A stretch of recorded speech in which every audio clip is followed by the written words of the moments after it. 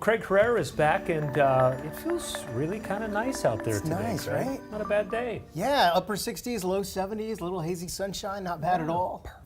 Exactly, yeah. Finally, no complaints, perfect weather. In fact, tomorrow a little bit warmer.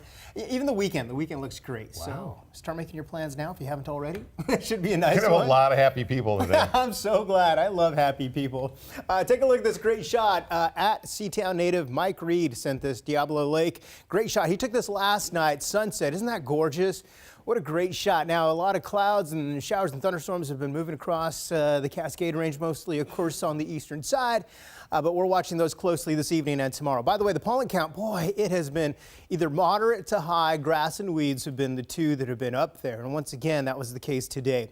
Take a look at the coast. Nice shot here from Long Beach, and temperatures on the coast have been mostly in the 50s. Where the sun is shining, upper 60s and low 70s. These are the unofficial high temperatures today so far.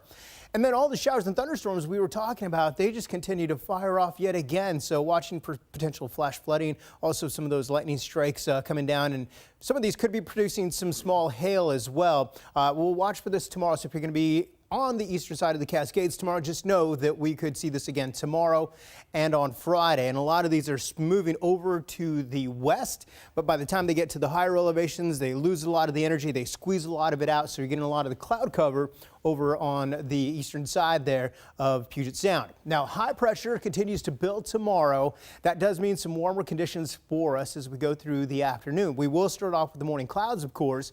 We should get some sunshine by the afternoon, and those showers and thunderstorms remain for the eastern side of the Cascades. 6 o'clock tomorrow morning, there's the bit of May gray. By 12 o'clock, hazy sunshine, and then by 2 o'clock, we should get full-on sun for most spots. Of course, with these longer days, that allow the temperatures to get up into the mid-70s. 11:30 tomorrow evening, a pleasant evening. Not a lot in the way of cloud cover tomorrow evening either.